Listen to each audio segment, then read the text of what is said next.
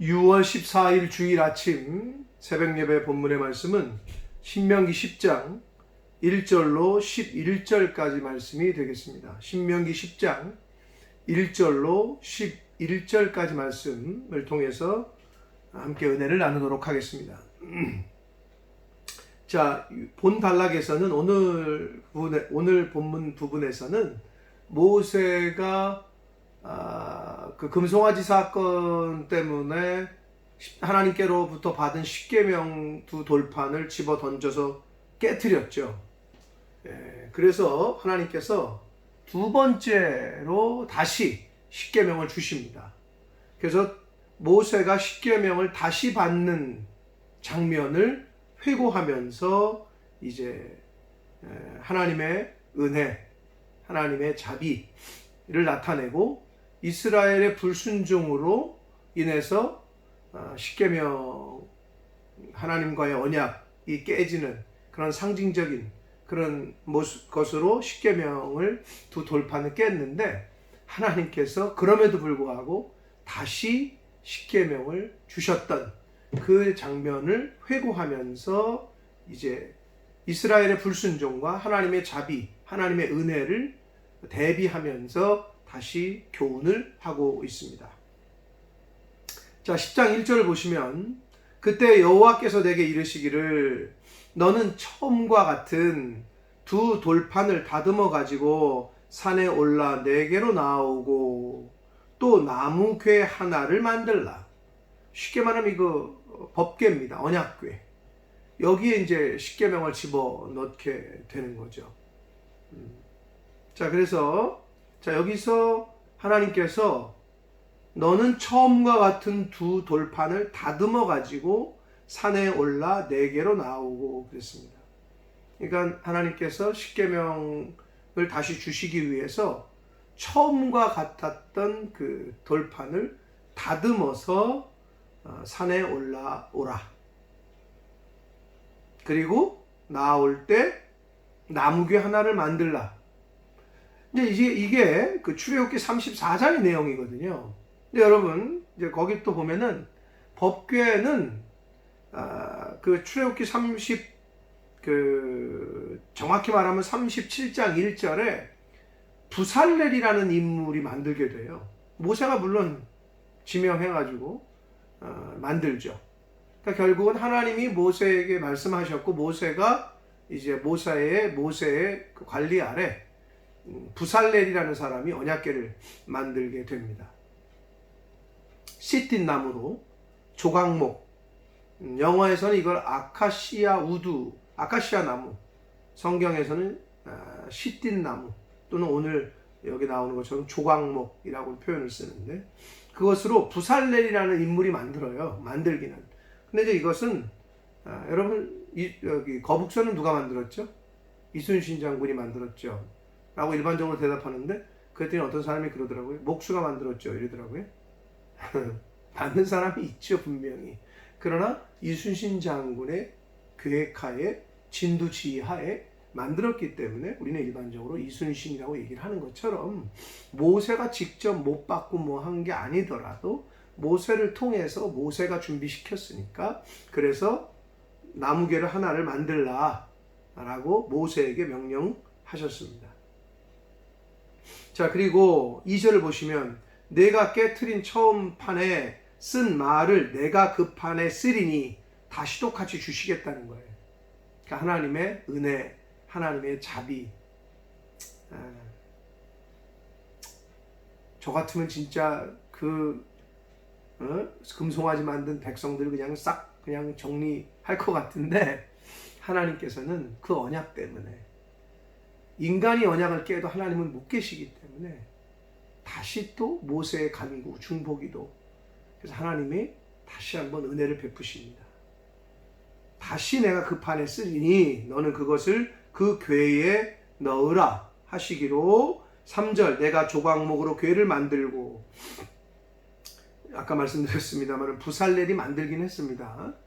성경에 보면 처음 것과 같은 돌판 둘을 다듬어 손에 들고 산에 오르매 4절 여호와께서 그 총의 날에 산 위 불 가운데서 너희에게 이르신 십계명을 처음과 같이 그 판에 쓰시고 그것을 내게 주시기로.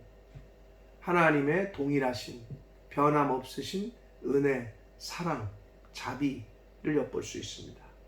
5절 내가 돌이켜 산에서 내려와서 여호와께서 내게 명령하신 대로 그 판을 내가 만든 궤에 넣었더니 지금까지 있느니라. 그 언약궤에 이제 그 십계명을 넣게 되죠.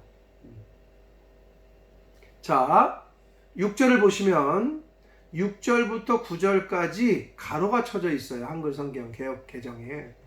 그런데 기독교와 천주교가 같이 성경을 번역한 공동 번역이라고 하는 번역본에는 가로가 없어요.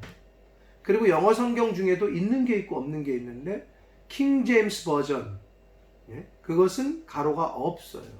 근데 우리가 많이 보는 NIV, RSV, 리빙 바이블이라고는 LB, 이건 또 가로가 있어요. 결국 우리는 NIV처럼 한글 개역 개정판은 그 번역본을 따른 거예요. 근데 이거는 원판에 원문에는 없는데 학자들이 6절부터 9절이 조금 어색하다는 거예요. 앞뒤 문맥상. 그래서 훗날에 추가된 거 아니냐, 첨가된 거 아니냐. 그러나 일반적으로는 그렇게 생각하지 않습니다. 왜냐하면 모세가 그 이스라엘 백성들의 곳곳에 다녔던 그 지명, 그리고 아론의 죽음, 그리고 하나님께서 레위 지파를 세우셨던 성막봉사 직무를 구별하시는 레위 지파를 세우셔서 이 내용들을 집어넣거든요.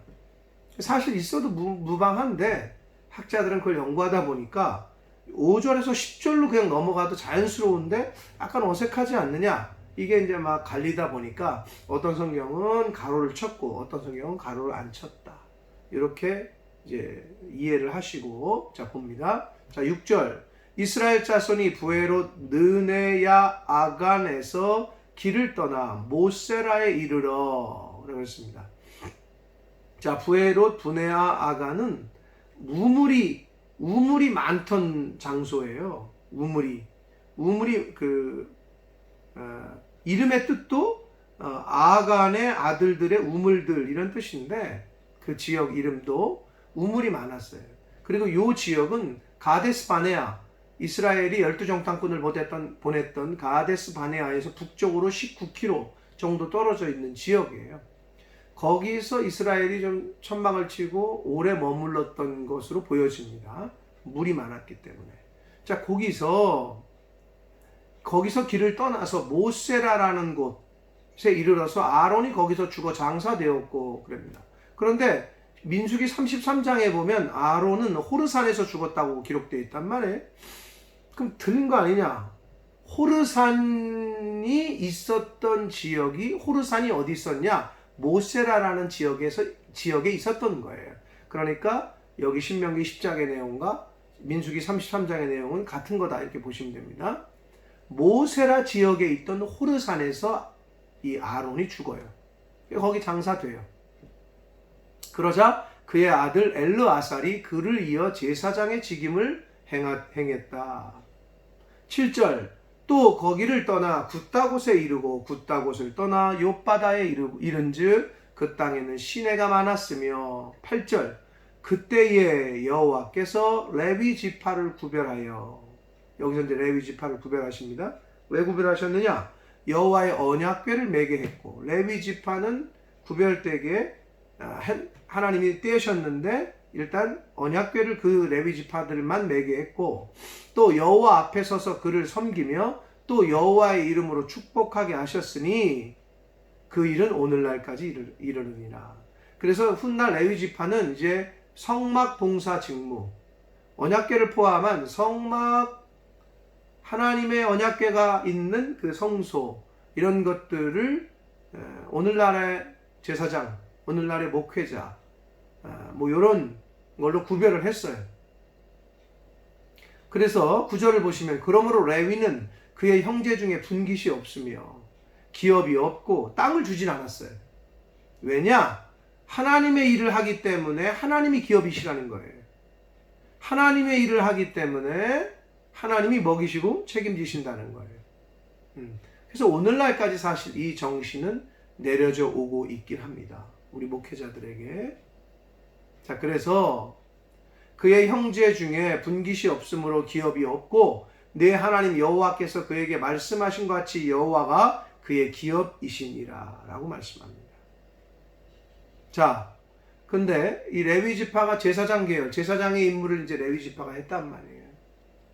근데 베드로 사도는 베드로전서 2장에서 너희는 왕 같은 제사장, 그러니까 그 만인 제사장, 하나님을 예수를 그리스도로 믿고 하나님의 자녀가 된 모든 믿는 사람들은 제사장적인 직무를 해야 된다는 거예요. 그 예수 믿은 하나님의 자녀들이 다 왕 같은 제사장이다. 택하신 족속이다. 라고 이야기를 합니다. 그렇기 때문에 물론 그 중에서도 이제 직분으로 목사, 장로, 권사 이렇게 교회에서 지금 오늘날 나누고 있습니다만은 근본적인 정신은 모든 믿는 사람은 다 왕 같은 제사장임을 영적으로 그런 아이덴티티를 가지고 이 땅을 살아가야 되고, 또 궁극적으로는 하나님이 우리의 기업이시고 하나님이 우리를 책임지시고 하나님이 우리를 먹이시고 입히시고 하나님이 우리를 생명 주시고 새날 맞이하게 해주시고 건강 주시고 일용할 양식 주신다. 이 정신이 저와 여러분에게 있어야 될 줄 믿습니다. 특별히 목회자인 저는 특별히 더 그렇습니다. 그러나 모든 믿는 사람들이 왕같은 제사장, 만인 제사장인 줄 알고 그 정신으로 우리가 하루하루를 살아야 될 줄 믿습니다. 하나님이 기업이 되어 주십니다. 10절 말씀을 봅니다. 내가 처음과 같이 40주 40야를 산에 머물렀고 그때에도 여호와께서 내 말을 들으사 너를 차마 멸하지 아니하시고, 그러니까 모세가 그때마다 계속 중보해. 하나님 앞에 하나님 이스라엘 백성들 용서해 주십시오. 하나님의 영광을 가리지 마십시오. 하나님이 택하셨으니 하나님의 이름이 조롱거리가 될까 두렵습니다. 이러면서 그리고 아브라함과 이삭과 야곱과 했던 언약을 좀 기억해 주십시오. 저들이 이뻐서가 아니라 하나님을 위하여, 그리고 하나님과 언약, 하나님께서 언약하신 그 언약을 하나님 좀 생각하시고 좀 참아 주십시오. 이렇게 모세가 중보하고 기도했습니다. 그랬더니 그걸 들으시고 11절 여호와께서 내게 이르시되 일어나서 백성보다 먼저 길을 떠나라. 내가 그들에게 주리라고 그들의 조상들에게 맹세한 땅에 그들이 들어가서 그것을 차지하리라 하셨느니라. 자, 요 말씀을 하신 때가 언제냐? 출애굽해서 모세가 이제 그 이스라엘 사람들을 데리고 나와서 가데스 바네아까지 왔어요. 거기서 가나안 땅이 얼마 안 돼요. 정탐꾼을 보냈어요. 그랬더니 12명을 보냈는데 10명이 부정적인, 하나님을 신뢰하지 않고 믿음 없는 보고를 했고 여호수아와 갈렙만이 믿음의 보고를 했어요. 그래서 거기서 이제 있다가 시내산에서 이제 하나님의 언약을 받고 뭐 이렇게 했단 말이에요.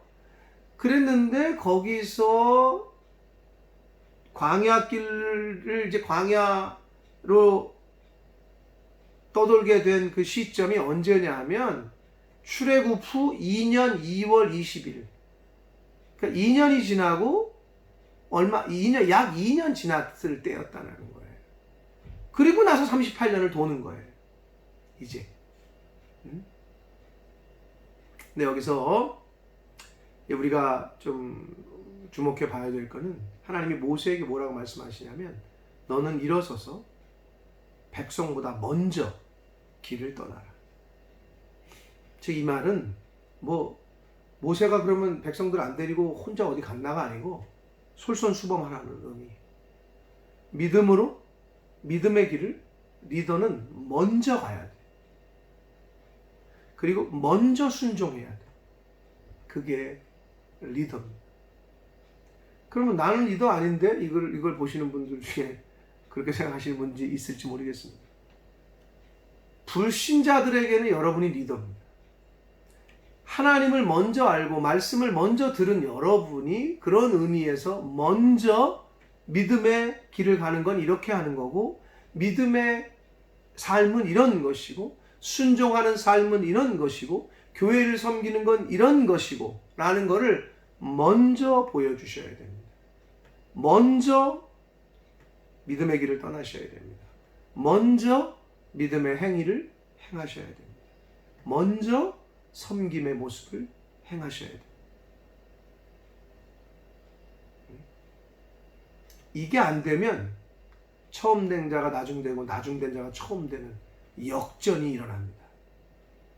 그러므로 하나님의 은혜로 예수를 그리스도로 믿고 우리가 주 안에서 성령 안에서 하나님의 말씀 안에서 하나님의 자녀로 이 땅을 살아갈 때에 그 하나님을 모르고 성경을 모르고 성령 하나님을 아직 경험하지 못한 사람들에게 먼저 믿음 없는 사람들에게 믿음 없는 백성들에게 모세 네가 먼저 길을 떠나라.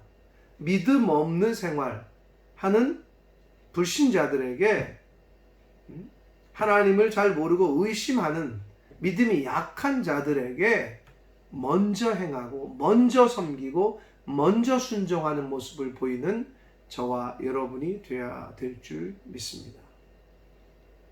자, 오늘 단락에서 이 주일 아침에 주시는 하나님의 은혜, 불순종했는데 언약이 깨졌는데 하나님이 그래도 역시 다시 신실하신 하나님께서 재차 두 번째 십계명을 다시 주셨단 말이에요.